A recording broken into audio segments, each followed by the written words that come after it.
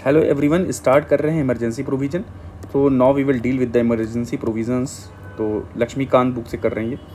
Let's start. तो emergency provision are contain in part 18। तो किस पार्ट में आता है ये? 18वें पार्ट में आ जाता है, ठीक है, ऑफ द कॉन्स्टिट्यूशन, ठीक। और 352 से 360, आर्टिकल 352 से लेकर के ये 360 ये डील करते हैं इससे। और दीज प्रोविजंस क्या करते हैं? दे अनेबल द सेंट्रल गवर्नमेंट, क्या अनेबल की किसको? सेंट्रल गवर्नमेंट को, टू मीट एबनॉर्मल, कोई भी एबनॉर्मल सिचुएशंस आए उसको इफेक्टिवली डील किया जाए। तो ये सेंट्रल गवर्नमेंट को इसमें कुछ अधिकार पावर है to meet any abnormal situation, जैसे कि एक्सटर्नल वॉर हो गया, एग्रेशन, इंटरनल रिबेलियन हो गया, बाहर से अटैक हो रहा है, या एक्सटर्नल एग्रेशन का आपको वो है खतरा है, ठीक है। इंटरनल डिस्टर्बेंस था पहले, वो तो फिर हटा दिया गया। तो आर्म्ड रिबेलियन हो रहा है, तो कोई भी एबनॉर्मल सिचुएशन है सिक्योरिटी से रिलेटेड कंट्री की या सवर्निटी की, तो इफेक्टिवली उसको डील करने के लिए कौन सा? सेंट्रल गवर्नमेंट के कुछ प्रोविजंस है। प्रेसिडेंट रूल आ गया, उसके अलग क्राइटेरिया है, नेशनल इमरजेंसी या financial emergency. So we will deal with this. तो rationality behind the incorporation of this provision in constitution is to sovereignty बचाना, यूनिटी मेंटेन रखना, इंटीग्रिटी देश की रहे, हम किसी फॉरेन ऑब्लिगेशन में ना आए, हम टूट के बिखरे नहीं, यूनिटी रहे, और सिक्योरिटी ऑफ द कंट्री। तो ये सारी चीज़ें देखी जाती है। द डेमोक्रेटिक पॉलिटिकल सिस्टम हमारा बरकरार रहे एंड द कॉन्स्टिट्यूशन, ठीक है। ये सारी चीज़ें ड्यूरिंग द इमरजेंसी क्या होता है? सेंट्रल गवर्नमेंट पावरफुल हो जाता है। तो यहाँ लिखा है central government becomes all powerful, बहुत सही बात लिखी है। और स्टेट कंट्रोल में चला जाता है सेंटर के, तो states go into the control of the centre. तो स्टेट क्या है? सेंटर के कंट्रोल में आ गया। और ये फेडरल स्ट्रक्चर को यूनिटरी में बदल देता है। तो जो सेंटर है, डिवीजन, सेंटर और स्टेट के बीच में जो डिवीजन ऑफ पावर है, तो स्टेट्स के पावर जो है लेजिस्लेटिव सेंटर को चले जाते हैं। तो सेंटर को एकदम फुल अथॉरिटी मिल जाती है मोस्ट ऑफ द केसेस में, ज़्यादातर ही। तो सेंटर जो है क्या, ये यूनिटरी हो गया ना, ठीक है, कि सेंट्रलाइजेशन टेंडेंसी आ गई, एकदम सेंटर को ही सारा पावर चला गया। तो ये फेडरल से क्या है, स्टेट के पास पावर तो रहे नहीं, तो ये यूनिटरी बदल गया। तो कहाँ से क्या हुआ? फेडरल से क्या हो गया? ये फेडरल स्ट्रक्चर से क्या हो गया? यूनिटरी में कन्वर्ट हुआ विदाउट फॉर्मल अमेंडमेंट। और इसमें कोई फॉर्मल अमेंडमेंट लाने की ज़रूरत नहीं थी, ठीक है, ऑफ द कॉन्स्टिट्यूशन में कोई ऐसा फॉर्मल अमेंडमेंट नहीं है, और ये ऐसे कन्वर्ट हो गया। कैसे? प्रोविजंस यूज़ करके। कौन सा? 53, 52 है, ठीक है, ये सब सारी चीज़ें हैं। आइए आगे देखते हैं। 360 है this kind of transformation of political system, जब फेडरल से जो हो जाता है यूनिटरी ड्यूरिंग, ये यूनिक फीचर है इंडियन कॉन्स्टिट्यूशन का। तो यूनिटरी बन जाना फेडरल से, ठीक है, यूनिटरी बन जाना। कहाँ से बन जाना? फेडरल स्ट्रक्चर से यूनिटरी बन जाना। सेंट्रल स्टेट के अलग अलग हैं, कोऑपरेशन होता है, कोऑपरेटिव फेडरलिज्म नाम है चीज़ें, तो वो चीज़ें तो है, बट यूनिटरी बन गया, सेंटर के पास ज़्यादा पावर हो गया नॉर्मल टाइम्स में। ये इंडियन कॉन्स्टिट्यूशन का यूनिक फीचर है। और B.R. अम्बेडकर साहब ने, जो हमारे संविधान के जो मेन लेखक हैं, ठीक है, तो डॉक्टर B.R. अम्बेडकर, इन्हीं के निगरानी में ड्राफ्टिंग कमेटी के हेड, तो इन्हीं की निगरानी में जो हुआ सब, तो उन्होंने कॉन्स्टिट्यूएंट असेंबली को क्या कहा? Observed in the constituent assembly, that कि all federal system including America are placed in a tight mould of federalism. मतलब ऐसा मोल्ड है, मोल्ड जाने हो ना, कोई भी मिट्टी से चीज़ बनाए, मोल्ड कर दिया आपने, किसी सांचे में डाल दिया तो मोल्डिंग हो गई। तो ऐसा टाइट मोल्डिंग हो गई, किसी सांचे में डाल दो कि वो तो चेंज ही नहीं हो सकता। पर इंडिया का ऐसा नहीं है। क्या है? For no matter what the circumstance can not change form और शेप। तो ऐसा टाइट मोल्ड है जिसमें फॉर्म और शेप नहीं चेंज होगी। किसकी? अमेरिकन की। बट ये it can never be unitary हो ही नहीं सकता अमेरिका वाला। बट क्या इंडिया के केस में क्या है कि कॉन्स्टिट्यूशन ऑफ इंडिया जो हमारा संविधान है, it can be both unitary as well as federal. तो देखो, यूनिटरी तो फेडरल तो ऐसे है ही है, हमारा क्वाजी फेडरल एक तरह से कह सकते हैं, सेंटर की टेंडेंसी ज़्यादा है पावर की, तो क्वाजी फेडरल भी कहा जाता है। केसी बियर ने कहा था, क्वाजी फेडरल, ये इसमें लक्ष्मीकांत में मेंशन है, तो क्वाजी फेडरल कह दिया गया। बट यहाँ देखिए, बट इन सर्कमस्टांसेस, कुछ ऐसी एडवर्स सर्कमस्टांसेस या कंडीशन आ गई, टाइम है या सर्कमस्टांस, यहाँ ये क्या बन जाता है? यूनिटरी बन जाता है, जहाँ सेंट्रलाइजिंग टेंडेंसी ज़्यादा है, सेंटर के पास ज़्यादा पावर आ गया।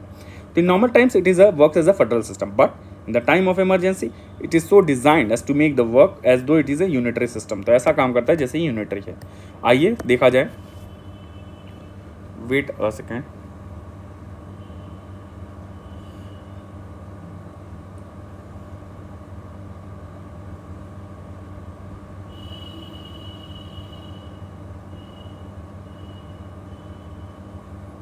तो चलिए स्टार्ट करते हैं। तो constitution state 3 type of emergency. भैया आइए, पहला तो देखिए आर्टिकल 352 के अंदर जो कौन कौन सी इमरजेंसी लागू की जाएगी वो देखा जाए। तो ये हो गई है एक्सटर्नल एग्रेशन हो गया, आर्म्ड रिबेलियन हो गया। तो एक्सटर्नल एग्रेशन के बेसिस पे, आर्म्ड रिबेलियन के बेसिस पे, ठीक, और किसके बेसिस पे? इसको नेशनल इमरजेंसी कहा जाएगा, ठीक है। पहले इंटरनल डिस्टर्बेंस था, वो हटा दिया गया, इंटरनल डिस्टर्बेंस हटा दिया गया, ठीक है। एक्सटर्नल डिस्टर्बेंस था तो इसको ख़त्म कर दिया गया, ठीक है। आइए आगे देखते हैं। और फिर constitution employs the expression proclamation to denote emergency of proclamation of emergency. इस तरह की अगर इमरजेंसी आए तो कहा जाता है प्रोक्लेमेशन ऑफ इमरजेंसी। प्रोक्लेम किया है, ठीक है। An emergency due to failure of constitutional machinery fail कर गई इन द स्टेट, 356 लग जाएगा। इसको प्रेसिडेंट रूल कहा जाता है। इसको स्टेट इमरजेंसी या कॉन्स्टिट्यूशनल इमरजेंसी के नाम से जाना जाता है। कौन सा? कॉन्स्टिट्यूशनल इमरजेंसी हो गई या स्टेट इमरजेंसी हो गई। However the constitution does not use the word emergency. यहाँ पे संविधान ने प्रेसिडेंट वाले रूल में क्या है कि यहाँ पे वर्ड इमरजेंसी संविधान ने नहीं यूज़ किया है इस सिचुएशन के लिए। तो जो प्रेसिडेंट रूल आया है यहाँ पे स्टेट इमरजेंसी का लफ्ज़ जो है does not use, constitution does not use. Ponder करिएगा, देखिए और कि वर्ड इमरजेंसी इस सिचुएशन में नहीं इस्तेमाल हुआ है, ठीक। फिर फाइनेंशियल आ जाती है, फाइनेंशियल स्टेबिलिटी और क्रेडिट से जो भी खतरा उतरा है तो वो 360 लग जाएगा। भाई फाइनेंस से रिलेटेड है, पैसा हमारा बहुत ज़्यादा डिवैल्यू हो गया या बहुत ज़्यादा फाइनेंशियल क्रंच हो गया, तो वो सारी चीज़ों से रिलेटेड जो भी देखिए। आइए नेशनल इमरजेंसी के बारे में बात करते हैं। नेशनल इमरजेंसी का ग्राउंड क्या डिक्लेरेशन का? सबसे पहले तो 352 डील करता है इससे 352। President can declare a national emergency when the security of India और part of its threatened by war. तो प्रेसिडेंट डिक्लेयर करेगा जब हमारे वॉर या एक्सटर्नल एग्रेशन हो रहा हो या आर्म्ड रिबेलियन हो रहा हो। तो या वॉर हो गया, यहाँ पे वॉर आ गया, एक्सटर्नल एग्रेशन आ गया, ठीक है, और या आर्म्ड रिबेलियन। इस कंडीशंस में ये सारा 352 में नेशनल इमरजेंसी डिक्लेयर हो जाएगी भाई। But it may be noted that the president can declare national emergency even before the actual occurrence of war. भैया वॉर होने वाला है, अभी हुआ नहीं है। एक्सटर्नल एग्रेशन होने वाला है, हुआ नहीं है। आर्म्ड रिबेलियन होने वाला है, हुआ नहीं है। उसके पहले ही प्रेसिडेंट जो है डिक्लेयर कर सकता है नेशनल इमरजेंसी। अभी हुआ नहीं है चीज़ें, बट प्रेडिक्ट करके अगर इसको प्रेसिडेंट को सेटिस्फाई है कि if it is imminent danger, तो अगर कोई इमिनेंट खतरा है आने वाला है तो उसमें प्रेसिडेंट पहले ही कर सकते हैं, भले वो इवेंट हुआ ना हो। President can also issue different proclamation, अलग अलग प्रोक्लेमेशन होगा, जैसे वॉर और एक्सटर्नल एग्रेशन पे अलग होगा, वॉर पे अलग है, आर्म्ड रिबेलियन पे अलग है, ठीक है, आगे देखेंगे। और इमिनेंट डेंजर आए तो वो अलग, तो और इमिनेंट डेंजर तो अलग अलग प्रोक्लेमेशंस दिए जाएंगे प्रेसिडेंट द्वारा कि भाई इस बेसिस पे हुआ है, अभी आर्म्ड रिबेलियन के बेसिस पे हुआ है, अभी एक्सटर्नल एग्रेशन के बेसिस पे इमरजेंसी लगी है, इमिनेंट डेंजर पे लगी है। और वेदर और not this proclamation already issued by him such proclamation is in operation. तो पहले से भी कोई ऑलरेडी एक्सटर्नल एग्रेशन का है प्रोक्लेमेशन या आर्म रिबेलियन का प्रोक्लेमेशन है, तो उसके बाद भी एक्सटर्नल एग्रेशन का प्रोक्लेमेशन हो सकता है। तो वही यहाँ लिखा है, वेदर और not this proclamation already issued by him and such proclamation is in operation. तो कोई ऑलरेडी ऑपरेशन में फिर भी लगा सकते हैं। दिस प्रोविजन ये जोड़ा गया था, कब जोड़ा गया था याद रखिएगा, ये 38th अमेंडमेंट एक्ट ऑफ 1975, बड़ा इंपॉर्टेंट है ये सब। 38th अमेंडमेंट एक्ट ऑफ 1975 जो है इसमें ऐड किया गया था 38, ठीक है, ये सारी चीज़ें हैं। आइए आगे देखते हैं। when the national emergency is declared on the ground of war या एक्सटर्नल एग्रेशन पे होता है तो इसको एक्सटर्नल इमरजेंसी कहा जाता है। भाई खतरा है बाहर से, पर आर्म्ड रिबेलियन होगा तो इसको इंटरनल इमरजेंसी कहा जाएगा। तो आर्म्ड रिबेलियन हो गया है देश में ही हमारे, तो इंटरनल इमरजेंसी, वरना बाहर से खतरा है तो हमको बनाएगा external emergency. Proclamation of national emergency में भी एप्लीकेबल सारे कंट्री के लिए भी हो सकता है या एक उसके हिस्से के लिए भी हो सकता है। It can B for the entire part of the country, ठीक है, हमारे किसी पूरे हिस्से के लिए है, ठीक, ओ सॉरी कैसा मैप बना, तो पूरी कंट्री के लिए हमारे हो गया ये, ठीक है, पूरी कंट्री के लिए हो गया हमारे, या ये हमारा पूरा देश हो गया, ठीक है। तो ये पूरी कंट्री के लिए हो जाएगा या कुछ पार्ट के लिए भी हो सकता है, कोई पार्ट हो गया, ठीक है, तो वहाँ के लिए भी हो सकता है, दोनों जगह पे। Originally the constitution mentioned internal, पहले जो ओरिजिनल था उसमें क्या संविधान ने लफ्ज़ इस्तेमाल किया था इंटरनल डिस्टर्बेंस, पर इसका बहुत बुरी तरीके से यूज़ किया था इंदिरा गांधी जी के समय में जो इमरजेंसी आई। ये डिफिनीशन बहुत इंटरनल डिस्टर्बेंस माने क्या है, देखो आर्म्ड रिबेलियन मतलब आर्म्ड रिबेलियन, लोग हथियार लेकर के रिबेल कर गए, ठीक है, उसमें खतरा है भाई, जनमानस को सिविक लाइफ ख़राब हो जाती है, ठीक है, लोगों को दिक्कत आती है अगर कोई आर्म्ड रिबेलियन कर ले, भाई हथियार लेके चला है, फिर ये एक्सटर्नल इमरजेंसी वॉर होने वाला, भाई इंटरनल डिस्टर्बेंस बहुत वाइडर कॉनोटेशन है इसका, वाइडर डिफिनीशन हो जाएगी इसकी तो, और बहुत वेग है। क्या है internal disturbance, what is internal disturbance, या व्हाट इज, बहुत कुछ हो जाएगा, बहुत डाइवर्सिटी इसमें इंटरनल डिस्टर्बेंस, ठीक, और बहुत वेग डिफिनीशन है। क्या है इंटरनल, बहुत चीज़ें आ जाएंगी, मल्टीपल डिस्टर्बेंस आ जाएंगे, मल्टीपल, जिसको भी इसको यहाँ डिस्क्रिशन ज़्यादा मिल गया, डिस्क्रिशन बहुत ज़्यादा मिल गया भाई। क्या है इंटरनल डिस्टर्बेंस, जो बना दिया, तो ये बहुत वेग डिफिनीशन थी, इसलिए इसको जो है हटा दिया गया। क्या किया गया, हटा दिया गया, as a third ground of proclamation था, but it was too vague, यहाँ लिखा है ना लफ्ज vague and wider connotation. So hence क्या हुआ कि 44th अमेंडमेंट एक्ट ऑफ 1978 में आर्म्ड रिबेलियन, देखिए 44th है 1978 में, अब वो वाला कौन सा था जो हमने देखा कि 1975 में 38 था, जहाँ पे ये कहा गया था कि प्रोक्लेमेशन ऑलरेडी है तो फिर से प्रोक्लेमेशन हो सकता है। यहाँ 78 में 44 बहुत इंपॉर्टेंट है, इसको आप इंपॉर्टेंट मार्क कर लीजिए, ठीक है। 44th ऑफ 1978 में आर्म्ड रिबेलियन से सब्सटीट्यूट कर दिया गया था किसको, इंटरनल डिस्टर्बेंस को। तो ये आर्म्ड रिबेलियन होगा तब फॉर इंटरनल डिस्टर्बेंस, ये वेग हो रही थी बहुत ज़्यादा definition. 10 it is no longer possible to declare national emergency on the grounds of internal disturbance. तो इंटरनल डिस्टर्बेंस के ग्राउंड पे अब इमरजेंसी नहीं लग सकती, एज वॉज डन बाई 1975, जो इंदिरा गांधी जी के बिना कैबिनेट के रिकमेंडेशन पे अपने मनमानी पे इन्होंने करवा दिया था, ठीक है। बहुत मिसयूज हुआ था पावर का भी। The president how ever can proclaim a national emergency. अब जो है कैबिनेट की रिकमेंडेशन होगा, कैबिनेट रिकमेंड करेगा तब ये प्रोक्लेम करेंगे नेशनल ओनली आफ्टर। यहाँ ओनली लिखा ना, ओनली बड़ा यूपीएससी में यूज होता है, पीसीएस में तो ओनली, आईएएस में ज़्यादा था, only after the written recommendation of cabinet. This means emergency can be declared only on the concurrence of the cabinet and not merely on the advice of the prime minister. सिर्फ prime minister की advice नहीं चाहिए, जैसे इंदिरा गांधी जी ने कह दिया और आपने लगा दिया था, ना ना ना, आप और रिटर्न कैबिनेट, उसके लिए भी अमेंडमेंट हुआ था। तो in 1975 the prime minister Indira Gandhi advise the president to proclaim emergency without consulting cabinet, से कंसल्ट ही नहीं किया इन्होंने, और the cabinet was informed of the proclamation after it was made as fait accompli. इसका मतलब होता है कि something that is already happened, ठीक है। तो कैबिनेट वाज इन्फॉर्म, जब कब इन्फॉर्म किया गया, जब ये इमरजेंसी लग गई, something that is already happened, जब ऑलरेडी इमरजेंसी लग गई तब इन्होंने बताया कैबिनेट को, इट वाज फेट अकम्प्लाई। तो 44th amendment act of 1978 introduced. अब क्या हुआ, हम मिटा दूंगा यार, गंदा लग रहा है। 44th अमेंडमेंट एक्ट जो 1978 का क्या हुआ, it introduce this safeguard to eliminate any possibility of the prime minister. फिर 74th वाला देखो, यहाँ पे 78 में 44th है, ठीक है, आर्म रिबिलियन इंटरनल डिस्टर्बेंस, और यहाँ भी 44 78 हो गया, क्या फेट कम कि एलिमिनेट एनी पॉसिबिलिटी, क्या अमेंडमेंट से क्या किया गया, to eliminate any possibility of prime minister alone taking the decision. भैया अपनी मनमानी, ये तो पूरा वो हो जाएगा ना डिक्टेटरशिप टाइप का, आपने सहमति ही नहीं ली, आप डेमोक्रेसी में रह रहे हो, सबकी सहमति ज़रूरी है, तो यहाँ सहमत होना, मेजॉरिटी की भी, इंक्लूसिव सेक्शन की भी, आप ऐसे अपना डिक्टेटरशिप नहीं चला सकते। तो prime minister alone taking the decision, इसके लिए 44th अमेंडमेंट में कैबिनेट का जो वो है वो मान लिया गया, भाई यह कैबिनेट का रिकमेंडेशन चाहिए और समथिंग, ठीक है, ये हो गया। तो इंट्रोड्यूस टू एलिमिनेट द, कि भाई आपकी कैबिनेट का वो चाहिए एडवाइस, कैबिनेट को आप। फिर 38th अमेंडमेंट एक्ट 1975 का हुआ, made the declaration nationally immune from judicial review.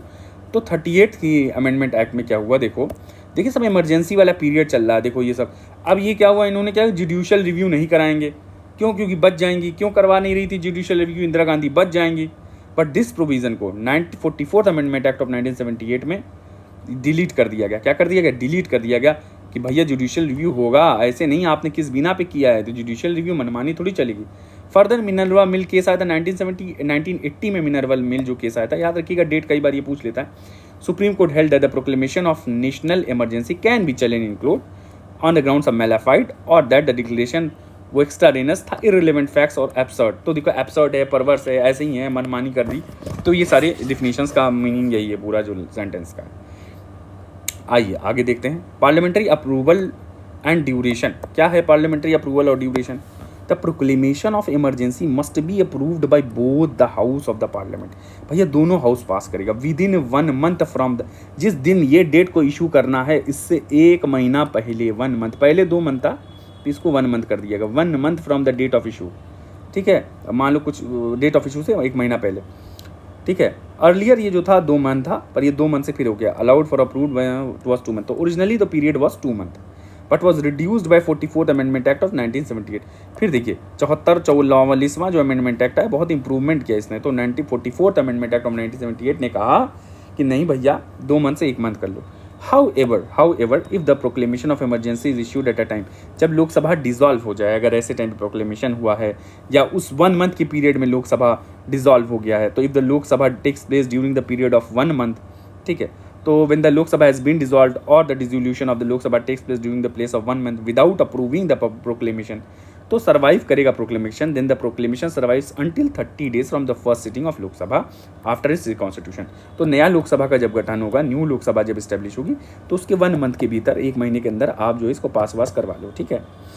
Provided the Rajya Sabha has in the time approved it, उसके पहले मतलब प्रोवाइडेड ये है कि राज्यसभा ने अप्रूव कर दिया, तो आप फिर भैया लोकसभा जो नया बनेगा वो 1 मंथ के अंदर अप्रूव कर दोगे तुम, ठीक है, 1 मंथ में अप्रूवल हो जाए, बस हो गया काम। तो ये दो था, फिर 1 महीना हो गया। फिर यहाँ पे देखिए क्या है, ये मैं हटा देता हूँ मैं, यहाँ पे क्या लिखा हुआ है, if approved by both the house, दोनों हाउस ऑफ पार्लियामेंट, तो emergency continues for 6 month, 6 months के लिए ये कंटिन्यू हो जाएगी, तो 6 महीने के लिए देखिए है, ठीक है। फिर इसको एक्सटेंड करना है, और इनडिफिनिट पीरियड के लिए भी एक्सटेंड हो सकती है, पर इसके लिए क्या चाहिए होगा, अप्रूवल। इनडिफिनिट मतलब 6 महीने पे 6 महीना, फिर 6 महीना, फिर 6 महीना, ऐसे चलता रहेगा, ठीक है।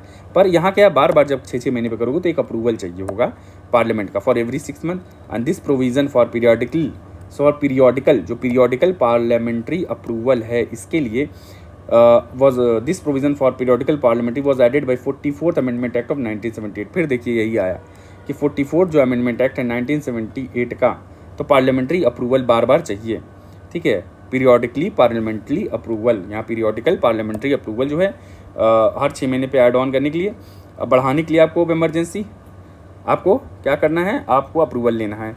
Land before the emergency once approved the parliament could remain in operation as long as the executive desired. तो क्या है कि बिफोर दैट इमरजेंसी जो है, before that the emergency once approved, एक बार पार्लियामेंट से, कुड रिमेन इन ऑपरेशन, जैसे जैसे जब तक कि कैबिनेट डिजायर करेगा, फिर 6 महीने बाद फिर अप्रूवल होगा। However, if the dissolution of Lok Sabha takes place during the period of 6 months without further approving, देखो, however, if the dissolution of Lok Sabha takes place during the period of 6 months without approving the further continuance of emergency, अगर भैया आपने further continuance of emergency कराना है तो 6 महीने पे कराना है, पार्लियामेंट्री अप्रूवल चाहिए, पर वो लोकसभा डिसॉल्व हो गया तो क्या हुआ, तो वो 30 दिन तक रहेगा from the first sitting of the Lok Sabha, और उसके बीच में ही हम देख चुके हैं in the mean some time Rajya Sabha has approved it. तो भाई 6 महीने के अंदर ये आपको 1 महीने के अंदर जब नया लोकसभा गठन होगा तो आपको क्या करना है, फिर से आप अप्रूव करा लो 30 दिन के अंदर, ठीक है, अगर डिसॉल्व हो गया लोकसभा तो। Every resolution approving the proclamation of emergency or its continuance must be passed by either house of the parliament। तो जो भी resolution है जो अप्रूव कर रहा है proclamation of emergency और its continuance must be passed by either house of the parliament or by special majority। तो भाई दोनों हाउस, लोकसभा राज्यसभा दोनों ही पास करेंगे, और स्पेशल मेजोरिटी दोनों में चाहिए होगी। क्या चाहिए होगी, स्पेशल मेजोरिटी इज रिक्वायर्ड, ठीक है, emergency special majority required. Majority of total membership of the house and not less than 2/3 of the members of that house present and voting. जो प्रेजेंट वोट कर रहे हैं उनका कम से कम 2/3 से ज़्यादा होना चाहिए, और मेजॉरिटी के अंदर टोटल मेंबरशिप ऑफ हाउस से भी ज़्यादा होना चाहिए, मेजॉरिटी चाहिए 50% से ज़्यादा जो टोटल मेंबरशिप है। ये जो स्पेशल प्रोविज़न है ये भी पार्लियामेंट्री अप्रूवल का, ये भी 44th बार, और जो मेंबरशिप चाहिए 2/3 और ये सब क्या है, ये भी 78 अमेंडमेंट एक्ट, जो 44th अमेंडमेंट एक्ट ऑफ 78 वाला ही है। प्रीवियसली जो है such resolution can be pass by, पहले सिंपल मेजॉरिटी चाहिए होती थी इस रेजोल्यूशन के लिए। क्या चाहिए होती थी, सिंपल मेजॉरिटी चाहिए होती थी, क्या एक्सटेंड करने के लिए कि भाई 6 महीने में बढ़ा रहे हो, ठीक है, प्रोक्लेमेशन। तो हर एक रेजोल्यूशन जो इमरजेंसी बढ़ा रही है, ये सब के लिए क्या है, पहले सिंपल मेजॉरिटी चाहिए होती थी, और उन्होंने तो बिना उसके कैबिनेट के रिकमेंडेशन पे ही कर दिया था, ठीक है, बाद में इसको इन्फॉर्म किया। और आपको कंटिन्यू करना है तो सिंपल मेजॉरिटी के बजाय अब क्या चाहिए, instead of that special majority चाहिए, अगर आपको कंटिन्यू करता है। स्पेशल मेजॉरिटी हर 6 महीने पे 6 मंथ पे अप्रूवल चाहिए for indefinite period of time, for indefinite period of time, indefinite period, ठीक है, तो इनडिफिनिट पीरियड है। तो ये सारी चीज़ें हो गई। आगे देखा जाए रिवोकेशन, भाई रिवोक कौन करेगा, ये तो प्रेसिडेंट रिवोक कर देगा at any time. It can be revoked by president, emergency can be at any time by subsequent proclamation, और इसके लिए कोई पार्लियामेंट्री अप्रूवल नहीं चाहिए। तो जो खुद से करेगा तो कोई पार्लियामेंट्री अप्रूवल नहीं चाहिए, not required parliamentary approval, but president जो है must revoke a proclamation if the Lok Sabha passes. अगर लोकसभा रेजोल्यूशन कर दे कि हम डिसअप्रूव कर रहे हैं इसकी कंटिन्यूएशन, तो अगर लोकसभा ने डिसअप्रूव कर दिया, कंटिन्यूएशन को अप्रूव नहीं किया, अगर कंटिन्यूएशन जो हो रहा है इसको लोकसभा ने डिसअप्रूव कर दिया, तो भैया आपको तो आपको क्या करना है, अगर लोकसभा डिसअप्रूव कर लिया तो आपको नहीं, आप इसको जो है रिवोक कर देंगे, तो मस्ट रिवोक। तो प्रेसिडेंट मस्ट, तो भैया मस्ट है, प्रेसिडेंट को करना ही करना है, ठीक, अगर लोकसभा ने रेजोल्यूशन जो पास किया डिसअप्रूव करने के लिए। Again this safe guard was introduce by ये भी 44th, देखिए अगर पूछ लेगा ना कि 44th अमेंडमेंट एक्ट क्या क्या हुआ, तो सब आप लिस्टिंग बना लीजिए इसकी, ठीक है, सब लिस्ट बना, नहीं तो बता दीजिए, मैं बना के दे दूँ। तो लिस्टिंग बना दीजिए इसकी, और ये सारे अमेंडमेंट्स रख लीजिए। 44 में क्या क्या हुआ है भैया, सब सुधारक वाली चीज़ें हुई हैं। Before the amendment a proclamation could be revoked by the president on his own, और लोकसभा का कोई कंट्रोल नहीं था। पहले लोकसभा का कोई कंट्रोल नहीं था, प्रेसिडेंट अपने मनमानी से करता था। ठीक है, तो प्राइम मिनिस्टर बोल दी तो प्रेसिडेंट कर देंगे। इसके बाद देखिए फिर 44th अमेंडमेंट एक्ट आया 1978 का, आखिर कितना आएगा भाई साहब। फिर ये देखो 44th अमेंडमेंट एक्ट आया फिर 1978 का, इसने क्या किया, provided at only 1/10 where 1/10 of the total member of the Lok Sabha, 1/10 member, 1/10 Lok Sabha के अगर रिटन नोटिस दे दें स्पीकर को, ठीक है, और to the president of the house, अगर सेशन में नहीं है तो प्रेसिडेंट को, वरना स्पीकर को, तो स्पेशल सिटिंग होगी 14 दिन के अंदर for the purpose of considering the disapproving the continuation of proclamation. तो प्रोक्लेमेशन कंटिन्यू करना है कि नहीं, उसको डिसअप्रूव करने के लिए भाई अगर 10 मेंबर ने भी कह दिया, ठीक है भाई, डिसअप्रूव करना है तो उसके लिए 14 दिन के अंदर ही मीटिंग हो जाएगी। 1/10 मेंबर चाहिए, ठीक है, of the total member of Lok Sabha के 1/10। आइए लगभग 55 सांसद हो गए, ठीक है। आइए आगे देखना, और आइए आगे देखते हैं। A resolution of disapproval is different from the resolution approving. भैया क्यों भाई, डिसअप्रूवल में प्रेसिडेंट अपने से कर सकता है, ठीक है, और प्रेसिडेंट लोकसभा रहेगा और सिंपल मेजॉरिटी रहेगी। देखिए क्यों, first one is required to be pass by the Lok Sabha only. क्या फर्स्ट वन मतलब डिसअप्रूवल का यहाँ बात हो रही है, डिसअप्रूवल या रिवोक, तो यहाँ लोकसभा पास करेगा, ठीक है। While the second one needs both the house, तो आप अप्रूव करना है, आपको प्रोक्लेम करना है आपको, तो दोनों हाउस चाहिए, ठीक है, दोनों हाउस। डिसअप्रूव करना है तो ओनली लोकसभा, तो डिसअप्रूव करना है तो सिर्फ लोकसभा, अप्रूव प्रोक्लेम करना है तो बोथ द हाउस। फिर the first one is to be adopted by simple majority, यहाँ सिंपल मेजॉरिटी चाहिए, यहाँ सिंपल मेजॉरिटी चाहिए, डिसअप्रूवल सिंपल, प्रोक्लेम करने की स्पेशल मेजॉरिटी चाहिए, बस हो गया और कुछ नहीं है, सारी चीज़ें हो गई। फिर इफेक्ट्स क्या है नेशनल इमरजेंसी का, ये देखा जाए। A proclamation of emergency has drastic and wide ranging effects on the political system. अब आइए ये जो है क्या पॉलिटिकल सिस्टम पे क्या इफेक्ट है, ये हम नेक्स्ट लेक्चर पे करेंगे, ठीक है।